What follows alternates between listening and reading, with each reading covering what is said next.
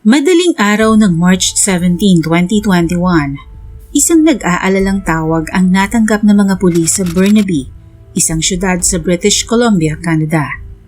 Ayon sa isang concerned citizen, may isang bahagi ng damuhan sa isang park ang noon ay nasusunog. Nang respondehan ito ng mga pulis, ikinagulat nila ang nadiskubre sa nasusunog na damuhan. Bangkay pala ito ng isang tao, subalit hindi na ito makilala. Ilang metro lamang ang layo nito sa palaruan ng mga bata. Mahigit na 70% ng bangkay ay sunog na, kaya naman imposibleng makilala pa ito. Ang inakala nilang isang simpleng insidente ay kukurdonan pala para sa mas malalim na investigasyon. Ilang araw makalipas ang insidente, nakilala ang biktima na si Maria Cecilia Loreto, isang immigrant mula sa Pilipinas. Ang pangyayaring ito ay yumanig sa Filipino community hindi lamang sa Burnaby, kundi maging sa mga karatig lugar nito. Ang mas masaklap, kapwa Pilipino ang umami na gumawa nito sa biktima at ang isa ay menor de edad pa. Ano nga kaya ang motibo ng mga suspect at ano ang kinahantungan ng kasong ito?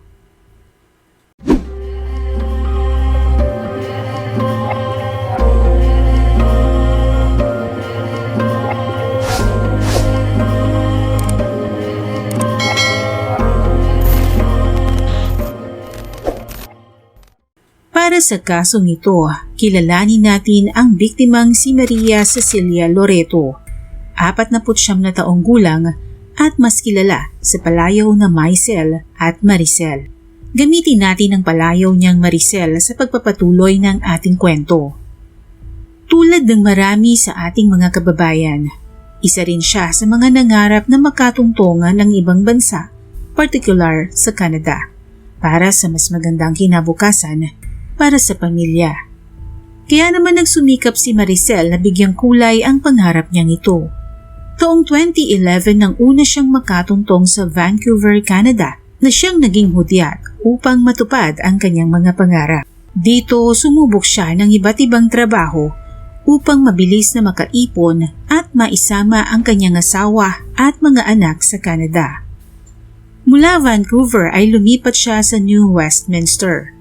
Mahirap man at nakakapagod ang tatlong trabaho para kay Maricel. Hindi niya ito alintana dahil sa kanyang karakter na matatag, masipag at masayahin. Mahilig kumanta at sumayaw si Maricel at siya'y aktibo sa mga pagtatanghal sa Filipino community sa New Westminster. Mahilig din siyang sumali sa mga volunteer work at pinipiling makatulong sa mga kapwa niya Pinoy sa Canada. Dahil likas sa kanya ang pagkahilig sa musika, sumabak din siya sa pagbabanda.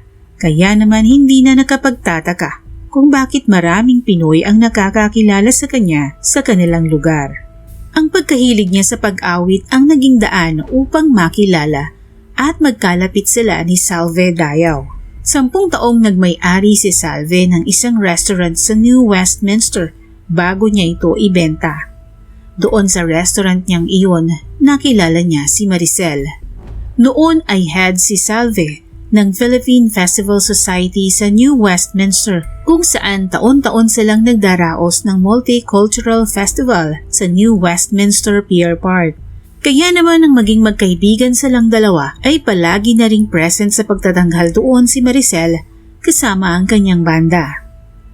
Sa tagal nilang magkaibigan ni Maricel, masasabi niyang napakabuting tao nito at wala siyang masabi sa ugali ng kanyang kaibigan. Siya yung tipo ng tao na walang sasabihing masama sa kanyang kapwa. Napakasipag at nagsisikap para sa kanyang pamilya at ginagawa ang lahat para makamit ito. Subalit ang taong inaasahan ng kanyang pamilya at mga anak, ang mabuti niyang kaibigan, ay mawawala pala ng ganun-ganun na lang. Madaling araw ng March 18, 2021, sa Green Tree Village Park sa Burnaby, British Columbia, natagpuan ang sunog na bangkay ni Maricel na hindi na makilala. Makalipas ang 4 na araw mula nang matagpuan ang kanyang bangkay, sumuko sa Richmond Police Station si Carlo Castillo Tobias, 21 anyos at isa ring Filipino. Kusa siyang umamin na siya at ang isa pang kasamahang minor de edad na 15 anyos lamang na lalaki na kapwa niya Pilipino din ang kasama niyang gumawa ng krimen. Ayon sa kanyang salaysay, hapon ng March 17, 2021, pinasok nila ng kasama niya ang apartment na inuupahan ni Maricel sa New Westminster. Nagtago sila sa likod ng pinto at naghintay na pumasok ang biktima sa kanyang apartment. Pasado 3:00 ng hapon, matapos ang kanyang trabaho, umuwi si Maricel subalit lingid sa kanyang kaalaman na may nakaambang trahedya sa kanyang buhay. Pagpasok ni Maricel, agad siyang sinuntok sa mukha ni Tobias na kanyang ikinatumba. Dito nagkaroon ng pagkakataon ang kasama ni Tobias na siya'y pagsasaksakin hanggang sa hindi na siya gumalaw. Sa kanilang pagkalito, agad nilang ibinalot ng kumot ang biktima.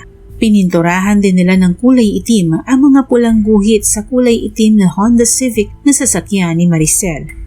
Dito nila isinakay sa trunk ang bangkay at saka bumili ng gasolina.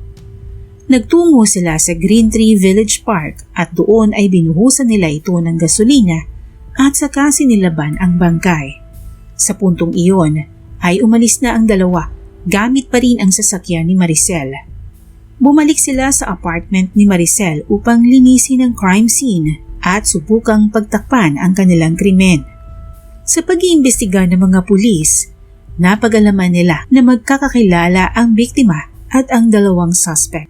Subalit hindi naging malinaw kung ano talaga ang motibo nila nang pasukin ang apartment ni Maricel na nauwi sa pagpatay. Sa palagay ng mga pulis, maaaring paglapastangan sa pagkababae ni Maricel ang plano ng dalawang suspect dahil kung nais lamang nilang magnakaw, bakit pa nila hinintay dumating si Maricel? Maaaring nalito na ang mga suspect nang mapatay nila ito, kaya mabilis nila itong ibinalot ng kumot at dinala sa Green Tree Village Park sa Burnaby para doon sunugin ang bangkay upang mahirapan ng mga pulis sa pag-identify sa biktima. Naituro man at napangalanan ng isa pang suspect ay hindi maaaring i-disclose sa publiko ang kanyang pangalan sapagkat ayon sa batas ng Canada, ang mga menor de edad na katulad niya ay protektado ng batas sa ilalim ng Youth Criminal Justice Act na isang Canadian federal law para sa mga law offenders na nasa 12 hanggang 18 anyos ang edad. Ito ang pinakamasakit para sa pamilya ni Maricel na lubos na nagdadalamhati sa kanyang walang saysay na pagpanaw dahil siguradong mas mababaw lang na parusa ang maipapataw sa pumatay kay Maricel. Dahil sa pag-amin ni Tobias sa partisipasyon niya sa krimen at sa pagsangkot niya sa isa pang minor de edad na kasama, ay agad silang sinampahan ng kasong first-degree murder at kasong indignity to human remains dahil sa pagsunog nila sa bangkay ng biktima. Magkahiwalay na humarap sa korte ang dalawa sapagkat tulad nga ng nabanggit ko kanina, iba ang turing ng korte sa kaso ng isang minor de edad dahil ito'y sakop ng Youth Criminal Justice Act law. Makalipas ang 1 taon, si Tobias ay nag-plead ng guilty sa kasong manslaughter at accessory after the fact. Umaasa siyang mapababa ang kanyang sentensya. Pinatawan siya ng British Columbia Supreme Court ng 10 taong pagkakakulong. Dahil noon ay nakakulong na si Tobias ng 1.5 taon, ang natitirang 8 taon at kalahati na lamang ang kailangan niyang isilbi sa loob ng bilangguan. Ang kasama niyang pumatay kay Maricel ay hindi pa rin nahahatulan noong panahong iyon. Hindi man ito katanggap-tanggap sa pamilya ni Maricel, hindi na rin nila maibabalik ang buhay na nawala.